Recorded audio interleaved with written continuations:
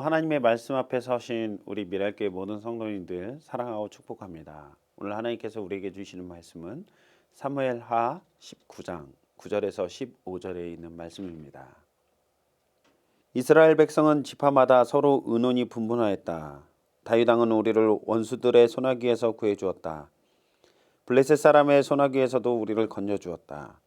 그러나 지금은 압살롬을 피해서 이 나라에서 떠나 있다. 우리가 기름을 부어서 왕으로 세운 압살롬은 싸움터에서 죽었다. 그러니 이제 우리가 다윗 왕을 다시 왕궁으로 모셔오는 일을 주저할 필요가 어디에 있는가? 온 이스라엘이 하는 말이 다윗 왕에게 전달되었다. 다윗 왕은 두 제사장 사독과 아비아달에게 사람을 보내서 이렇게 말하였다. 유다 장로들에게 나의 말을 전하여 주십시오. 그들이 어찌하여 왕을 다시 왕궁으로 모시는 일에 맨 나중이 되려고 하는지, 그들은 나의 친족이요 나의 고륙 지친인데 어찌하여 왕을 다시 모셔오는 일에 맨 나중이 되려고 하는지 물어보시기 바랍니다. 그리고 아마사에게는 그가 나의 고륙 지친이면서도 요압을 대신하여 군대 사령관이 되지 않는다면 하나님이 나에게 무슨 벌을 내리시더라도 내가 달게 받겠다고 하더라고 알려주십시오. 이렇게 다윗이 모든 유다 사람의 마음을 하나같이 자기 쪽으로 기울이게 하니 그들이 왕에게 사람을 보내서 말하였다. 임금님께서는 부하들을 모두 거느리고 어서 빨리 돌아오시기를 바랍니다. 다윗 왕이 돌아오는 길에 요단강가에 이르렀는데 유다 사람들이 왕을 맞이하여 요단강을 건너게 하려고 이미 길갈에 와 있었다. 압살롬이 다윗의 군대와의 전투 가운데 죽자 그를 따르던 이스라엘 백성들이 이제 마음을 돌이켜서 다윗에게로 향하게 되었습니다. 그들이 생각하기에 다윗은 이스라엘을 원수들의 손에서 구원해 주었던 사람이었고 오래전부터 이스라엘에게 가장 위협이 되었던 블레셋과의 문제를 해결한 사람이었기 때문입니다. 다윗을 대적하여 일어났던 자신들이 이제는 속히 다윗을 왕으로 다시 모셔야 한다라는 것을 모임 가운데 동의를 하고 있었습니다. 자신들은 압살롬을 기름 부어 왕으로 삼았지만 그 압살롬은 이제 전쟁 가운데 죽고 이제 자신들의 왕으로 있을 수 없기 때문에 다윗을 왕으로 인정하고 다시 모셔오는 일에 잠잠히 있을 수 없음에 대해서 말하고 있는 것입니다.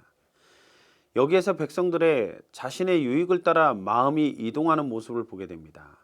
이전에는 압살롬을 따르며 다윗을 죽이려 쫓았지만 이제는 자신들의 지도자인 압살롬이 죽고 다윗이 왕권이 회복된다면 자신들에게 정치적 불이익과 보복을 당할 수 있다라는 사실을 민감하게 반응하면서 나타난 모습일 것입니다. 그 당시 마하나임에 머물고 있었던 다윗은 이 소식을 듣게 됩니다. 다시 자신의 왕권을 회복하고 왕궁으로 돌아갈 명분을 필요로 하고 있었어요. 그렇기 때문에 자신의 지파인 유다 지파에 자신의 뜻을 전달하고자 하였습니다. 다윗은 제사장 사독과 아비아달에게 자신의 뜻을 전했습니다. 그 뜻은 유다 지파의 장로들에게 전하라는 말이었습니다.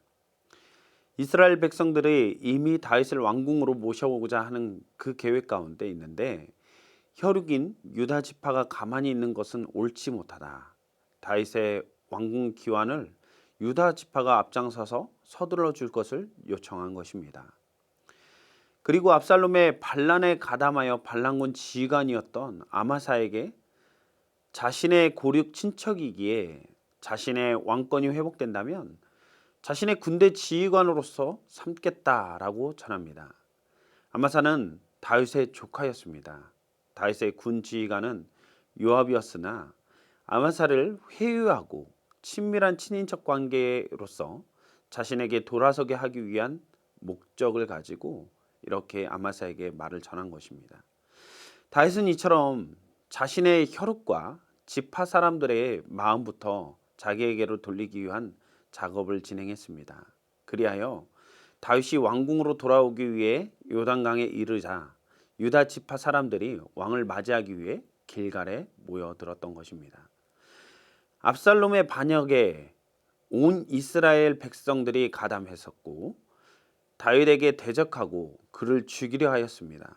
압살롬이 이스라엘 백성들의 마음을 의도적으로 훔쳤다라고는 하나 그래도 하나님께서 기름 부어 세우시고 자신들마저도 동의하에 왕으로 세운 다윗을 하루아침에 배반하고 죽이려 든 것은 어쩌면 다윗의 입장에서는 큰 충격이 아닐 수 없었을 것입니다. 이러한 일들이 우리의 삶 가운데서도 나타날 수 있지 않을까요? 처음에는 환대하고 좋아해 주다가 조금만 자신의 요구나 기대에 부응하지 않는다면 그 마음을 돌이켜 칼을 세우고 죽이려 달려들 수 있는 것이 연약한 사람들의 마음인 것 같습니다. 예루살렘에 입성하는 예수님께 호산나 다윗의 자손이여 호산나 다윗의 자손이여 라고 외치던 수많은 무리들이 로마의 압제로부터 자신들을 정치적 독립을 완성시켜 줄 것에 대한 기대와 희망이 무너지자 십자가에 못 박으라고 소리치는 그런 성난 군중으로 변해진 모습을 보면서 예수님의 마음 또한 얼마나 아프셨을지를 생각해 보게 됩니다. 압살롬을 따르고 다윗을 죽이려 했던 무리들이 이제 반란이 실패하자 반란에 가담했던 책임에서 벗어나고자 다윗을 다시 왕궁으로 돌아가게 하려고 합니다. 그런 상황 가운데서 다윗은 자신의 혈육이자 친척 유다 지파와 아마사에게 자신이 왕궁으로 돌아가는데 중요한 역할을 해줄 것을 지시한 것입니다. 반란을 통해 깊은 상처와 아픔이 존재했지만 모든 일을 처리함에 있어서 용서와 관용이 필요한 것이었죠. 공동체를 건강하게 세우고 다시 회복시키기 위해서는 개인의 감정을 내려놓고 화해와 용서를 해야 할 필요가 있는 것입니다. 예수님께서는 십자가에서 조롱하는 우리를 향해서 불쌍히 여기시며 우리의 모든 죄를 용서해 주셨습니다. 우리 또한 이러한 십자가 밑에 있는 무리와 같다는 사실을 인정해야만 할 것입니다. 사람들에 대한 너무 큰 기대와 환상은 결국 실망이 있을 수밖에 없음을 알아야 합니다.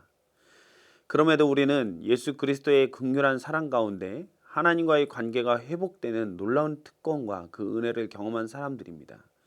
그렇기 때문에 서로에 대한 상처와 아픔 가운데서도 서로를 용서해주고 용납해 줄 수 있는 아량이 있어야 할 것입니다. 그것이 공동체를 다시 세우는 힘이 될 것입니다. 사람들은 자기들의 유익에 따라 움직일 수 있습니다. 그렇기 때문에 환호와 박수를 보내면 그 사람들이 금세 나의 대적이 될 수 있음을 알아야 합니다. 그러나 그러한 상황으로 몰렸다 할지라도 우리는 예수 그리스도를 믿는 믿음 안에서 용서와 회복이 있는 그런 건강한 공동체가 되어야 할 것입니다. 주님께서 용서받지 못할 자였던 우리를 용서해 주시고 관계를 회복해 주셔서 다시 하나님의 자녀로 살아갈 수 있도록 인도해 주셨던 것 같이 오늘도 사랑으로 품어주고 용서해주고 용납해 줄 수 있는 성숙한 미랄교회 모든 성도님들의 삶이 되기를 간절히 소망합니다. 사람에 대한 지나친 기대와 환상은 결국 실망임을 알고 오늘도 주님의 은혜와 사랑을 기억하면서 용서와 관용을 통해 회복된 관계로 나아가는 우리 모두가 되기를 간절히 소망합니다. 왜곡되고 어그러진 관계는 그리스도의 사랑 안에서 온전히 회복될 수 있습니다. 기도하시겠습니다. 사랑의 하나님, 우리가 사람에 대한 기대와 환상을 가지고 살아갈 때 또한 사람을 통해 실망도 하고 상처도 받을 수 있음을 고백합니다. 그러나 그런 무너진 관계로 지속되고 또 이어지는 것이 아니라 또 예수 그리스도 안에서 화해와 용서와 또 관용이 우리 가운데 있어야 할 줄로 믿습니다. 정말 어그러진 관계 속에서 상처와 아픔이 있지만 그 가운데서도 주님께서 십자가를 통해서 우리를 용서해 주셨듯이 또한 품어주고 용서해주고 화해하고 회복되는 우리의 모든 삶이 될 수 있도록 주님께서 함께하여 주시옵소서. 우리 모든 성도님들의 삶 가운데도 정말 상처와 아픔이 있음에도 불구하고 또 하나님께서 주시는 이 은혜와 사랑으로 정말 많은 영혼들과 함께하며 또 세워지는 역사가 오늘의 삶 가운데 있게 하여 주시옵소서. 이 모든 말씀을 우리 주 예수 그리스도의 이름으로 기도했습니다. 아멘.